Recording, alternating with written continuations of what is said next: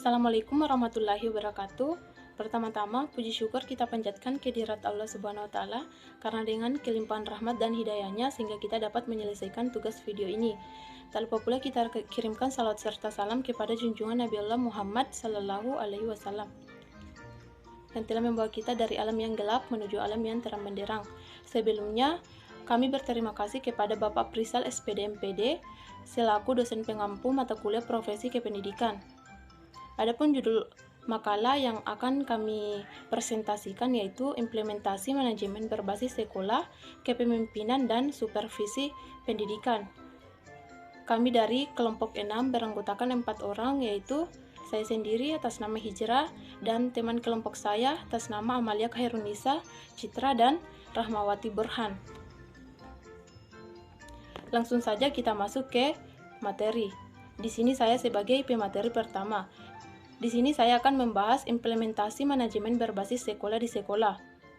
Konsep dasar manajemen berbasis sekolah. Manajemen berbasis sekolah merupakan paradigma baru pendidikan yang memberikan otonomi luas pada tingkat sekolah dalam kerangka kebijakan pendidikan nasional. Otonomi ini diberikan agar sekolah leluasa mengelola sumber daya dan sumber dana dengan mengalokasikan sesuai dengan prioritas kebutuhan serta lebih tanggap terhadap kebutuhan setempat.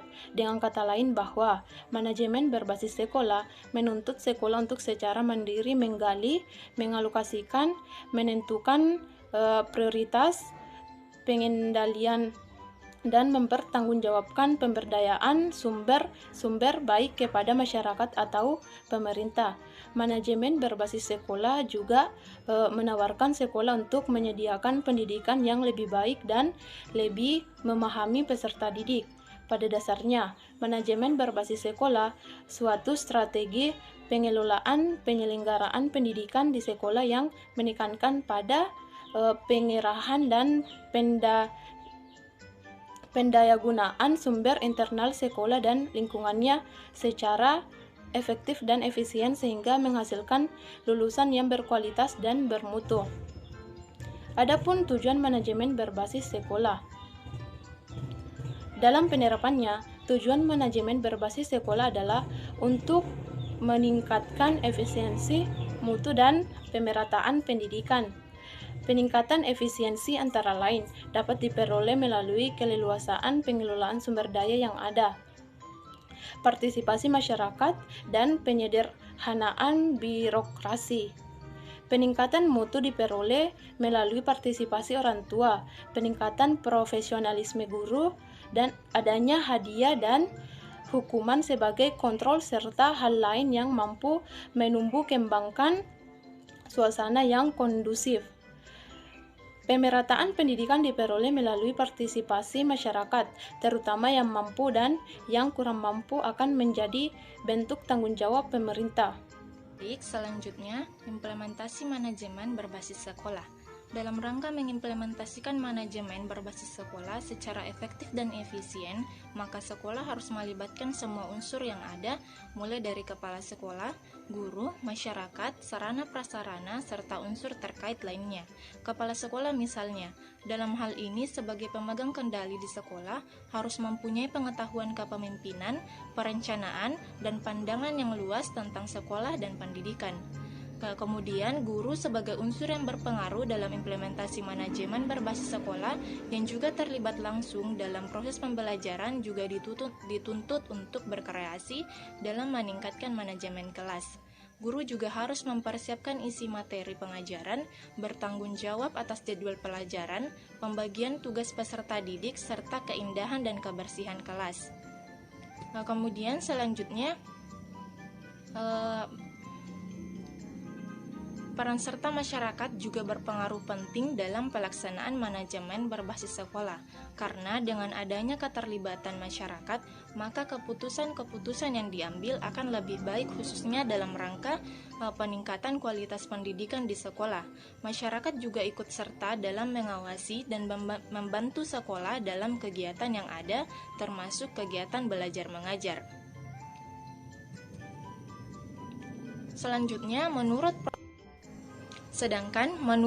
Profesor Dr. Haji Jam Ansaturi MA, indikator atau ciri-ciri sekolah yang menerapkan manajemen berbasis sekolah yaitu pertama, partisipasi masyarakat diwadahi melalui komite sekolah. Kedua, transparansi pengelolaan sekolah atau program dan anggaran. Ketiga, program sekolah realistic need assessment. Keempat, pemahaman stakeholder mengenai visi dan misi sekolah. Kelima, lingkungan fisik sekolah nyaman serta terawat. Keenam, iklim sekolah kondusif. Serta yang ketujuh, berorientasi mutu, penciptaan budaya mutu. Hasil curah pendapat peserta lokakarya, manajemen berbasis sekolah, komite sekolah, kepala sekolah, guru, dan pengawas. Keempat, tahapan dalam implementasi manajemen berbasis sekolah. Sebagai paradigma pendidikan yang baru, maka dalam implementasi manajemen berbasis sekolah melalui beberapa tahapan. Menurut Fata, tahapan implementasi tersebut dibagi menjadi 3, yaitu tahap sosialisasi, tahap piloting, serta tahap diseminasi. Pertama, tahap sosialisasi. Tahap sosialisasi merupakan tahapan yang penting mengingat luasnya daerah yang ada, terutama daerah yang sulit dijangkau serta kebiasaan masyarakat yang umumnya tidak mudah menerima perubahan karena perubahan yang bersifat personal maupun organisasional memerlukan pengetahuan dan keterampilan yang baru. Dengan adanya sosialisasi ini, maka akan mengefektifkan pencapaian implementasi manajemen berbasis sekolah, baik menyangkut aspek proses maupun pengembangannya di sekolah. Kedua, tahap piloting. Tahapan piloting ini merupakan tahapan uji coba agar penerapan konsep MBS tidak mengandung resiko. Efektivitas model uji coba memerlukan persyaratan dasar yaitu akseptabilitas, akuntabilitas, replikabilitas, dan sustainabilitas. Terakhir, tahap diseminasi. Tahapan diseminasi merupakan tahapan memasyarakatkan model manajemen berbasis sekolah yang telah diuji cobakan ke berbagai sekolah agar dapat mengimplementasikannya secara efektif dan efisien. Selanjutnya kita akan membahas mengenai kepemimpinan dan supervisi kependidikan. Nah, yang pertama dasar-dasar kepemimpinan pendidikan. Nah, pengertian kepemimpinan. Pemimpin berasal dari kata leader dan kepemimpinan berasal dari kata leadership. Pemimpin merupakan orang yang berorientasi pada hasil dan hasil akan diperoleh jika pemimpin mengetahui apa yang diinginkannya. Jadi kepemimpinan merupakan kemampuan untuk mempengaruhi kelompok dengan berbagai metode yang telah ditetapkan dan memanfaatkan segala sumber daya yang ada menuju pencapaian sasaran secara efektif dan efisien. Nah, kalau diibaratkan di sekolah, kepemimpinan dipimpin oleh seorang kepala sekolah. Oleh karena itu, kepemimpinan kepala sekolah yang efektif merupakan kepemimpinan yang mampu memberikan inspirasi dan teladan yang baik bagi guru, staf, dan pegawai lainnya. Adapun fungsi-fungsi dari kepemimpinan.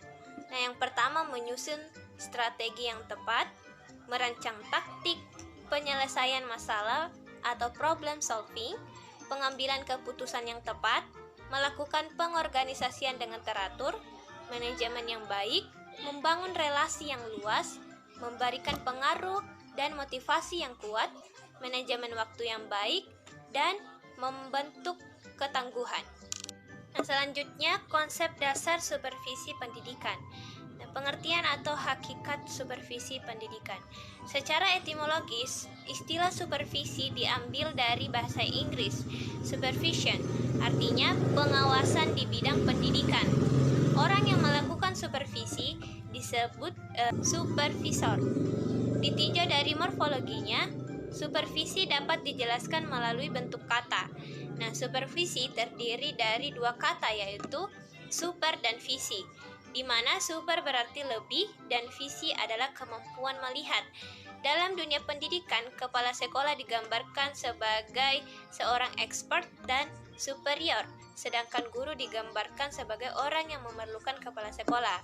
Dengan demikian, supervisi pendidikan adalah segala bantuan dari supervisor atau semua pemimpin kepala sekolah untuk memperbaiki manajemen pengelolaan sekolah dan meningkatkan kinerja staf atau guru dalam menjalankan tugas, fungsi, dan kewajibannya sehingga tujuan pendidikan dapat dicapai dengan optimal. Nah, adapun tujuan dari supervisi kependidikan yaitu dibagi menjadi dua, yaitu tujuan umum dan tujuan khusus.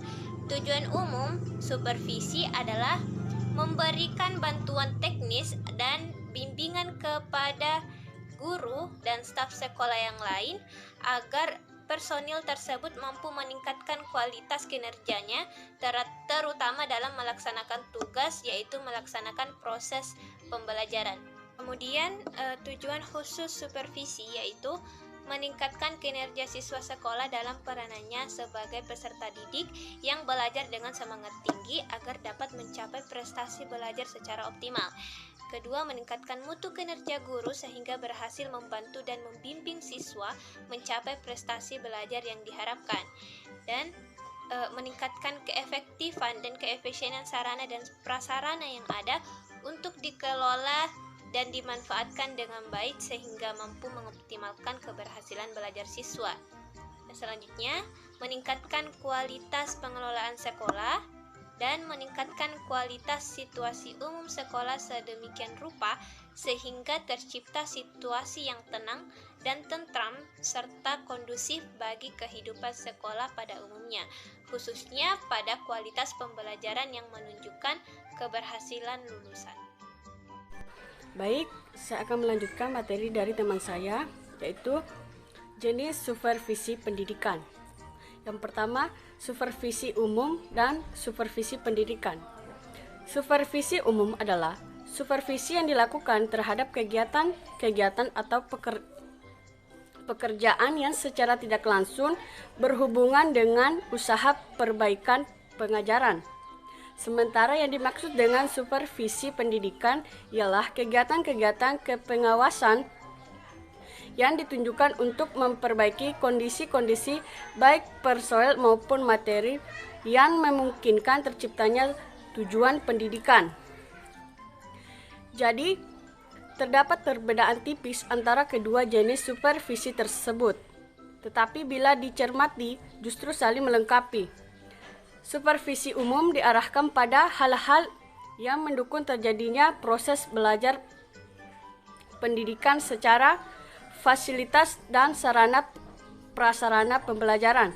Sedangkan supervisi pendidikan diarahkan pada perbaikan kinerja guru supaya proses pembelajaran yang dilakukan itu lebih baik. Yang kedua, supervisi klinis. Supervisi klinis adalah suatu proses pembimbingan dalam pendidikan yang berfokuskan kepada guru. Adapun teknik-teknik supervisi pendidikan. Yang pertama, teknik individu. Teknik individu adalah teknik pelaksanaan supervisi yang dilakukan supervisor kepada pribadi-pribadi guru guna meningkatkan kualitas pengajaran di sekolah.